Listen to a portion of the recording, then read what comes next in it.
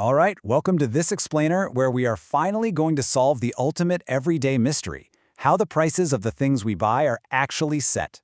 I mean, have you ever stood in an aisle, stared at a price tag and thought, wait, why on earth does it cost exactly that much? Today, we are breaking down the invisible, underlying mechanics behind literally every purchase you make. Here's our quick roadmap to cracking this code. We're going to start with the price puzzle, decode demand, solve for supply, find that sweet spot called market equilibrium, and finally, look at what happens when the government actually has to step in. Okay, part one, the price puzzle, or simply, why do prices change? Let's dive right in and explore why everyday items are constantly shifting in cost. Seriously, have you ever wondered why the exact same flight costs 3,000 rupees on a Tuesday, but suddenly it's 9,000 rupees just a few days later? Or why your morning veggies are a certain price, but get way cheaper right before the market closes? To a casual observer, it can feel totally random, but I promise you, there is a very strict logic at play here. It really all comes down to the hustle and bustle of the marketplace. Behind the scenes, you've got these two invisible, incredibly powerful forces constantly wrestling with each other: demand and supply. They're just reacting in real time to seasons, festivals, trends, and, well, exactly what we all want. So, let's decode our first force in part two, demand. This is all about the buyer side of the equation. It's about you, me, and everyone else opening their wallets. Now, the absolute most crucial thing to remember here is that demand isn't just wanting something. Like, sure, I would love a private jet, but I definitely don't have the economic demand for one because, let's be real, I can't afford it. Real economic demand means you have the willingness perfectly matched with the actual cold hard cash, the purchasing power to buy it at a specific price. To see how this perfectly illustrates human behavior, imagine a shopper named Shrivali buying mangoes. When the price is a pretty steep 150 rupees, she holds back and just buys one single kilo. But as that price drops down to 100 and then a really affordable 50 rupees, she grabs 2 and then 3 kilos. It's human nature, right? This perfectly proves the law of demand. As the price falls, the quantity demanded goes right up. But hey, it's not just about the price tag of the item itself. Demand gets completely swayed by related stuff too. Think about substitute goods. If your favorite coffee gets ridiculously expensive, you might just switch to cheaper tea, instantly driving up the tea demand. And then you have complementary goods, things that are basically a package deal.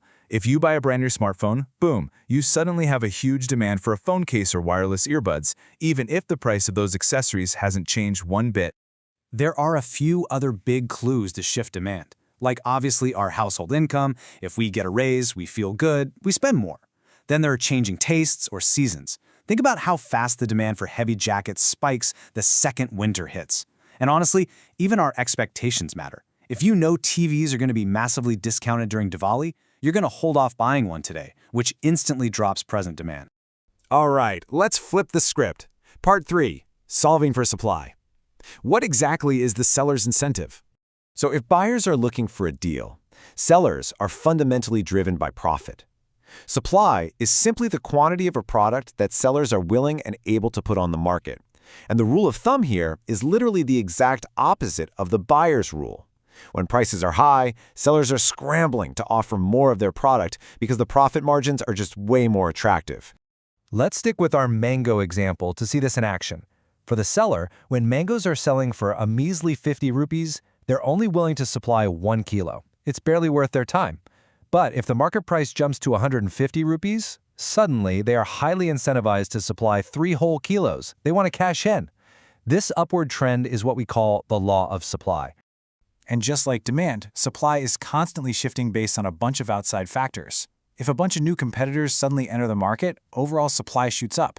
Or what about technology? Things like drip irrigation or high-tech cold storage actually lower the cost of farming, which lets farmers supply way more. Plus, the cost of raw materials and what sellers think future prices will do play a massive role in what actually hits the store shelves today. So, what happens when these two collide? That brings us to part 4, market equilibrium, or when buyers and sellers actually find common ground. Let's break down how that negotiation plays out. At 40 rupees, every single buyer wants mangoes, but sellers refuse to sell at that price, so you get a huge shortage or excess demand. Fast forward to 150 rupees, and sellers are throwing mangoes at you, but the buyers have totally vanished. That's excess supply. But right in the middle, at exactly 100 rupees, buyers want 12 kilos and sellers want to sell exactly 12 kilos, the market clears completely. No leftovers, no shortages. That, my friends, is market equilibrium. But I gotta be totally honest with you. The real world is a lot messier. Equilibrium is not some permanent, forever state.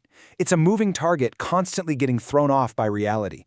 Wars, crazy weather, unexpected political events, they completely wreck this balance. Just think back to the COVID-19 pandemic. Practically overnight, we saw a massive, completely unprecedented surge in demand for face masks. Supply absolutely could not catch up, and prices skyrocketed until manufacturers could finally adjust and pull the market back into a new equilibrium. A really perfect everyday example of this dynamic equilibrium in action is booking a hotel room. Say a room costs 8,000 rupees on a random sleepy December weekend. But try booking that exact same room on New Year's Eve. Demand is so incredibly high that the price absolutely skyrockets to maybe 25,000 rupees. The hotel is just dynamically adjusting its price in real time based on booking speeds, nearby competition, and local events, basically trying to maximize their revenue right then and there. Now, relying purely on the free market isn't always a flawless system. Enter Part 5, Government Intervention, the Market Referee. Sometimes the market desperately needs a referee to step in. Because what happens when essential, life-saving items become completely unaffordable for vulnerable groups? Think about crucial medicines. If market forces push those prices through the roof, it's an absolute crisis of accessibility. So, the government acts as a referee and steps in with a price ceiling. Basically, they draw a hard line, legally capping the maximum price to prevent price gouging and make sure people can still afford to literally survive. On the flip side, what if the price of something drops too low? Like human labor, for instance. To prevent people from being heavily exploited in a completely free market, governments use a price floor. The most famous example is the minimum wage. It is a strict lower limit put in place to ensure workers are actually protected and earn a fair, livable wage for their hard work, no matter how much excess labor supply is floating around the market. The government also has to step in to provide what we call public goods. And why is that? Well, because the free market simply won't bother. Private companies exist to make a profit, and it is practically impossible to generate direct, tangible profit off of things that are free and open to everyone. Things like paved roads, national defense, or even just the drainage pipes running under your street. Take a public park, for example. If we relied strictly on private funding, essential community spaces like a park would probably never get built. Why? Because of basic human nature.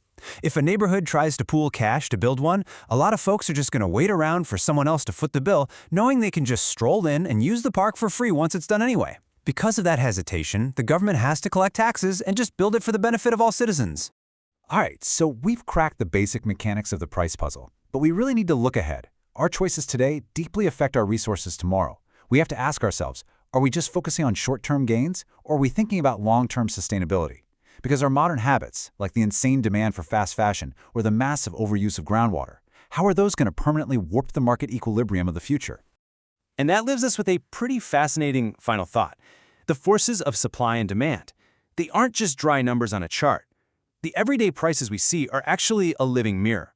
They perfectly reflect human behavior, our changing needs, and the collective choices we make every single day. Literally every time you buy something, you are casting a powerful vote in the marketplace. So the next time you look at a price tag, pause and ask yourself, what is this actually telling me about the world today? And more importantly, what choices are you going to make in the marketplace tomorrow?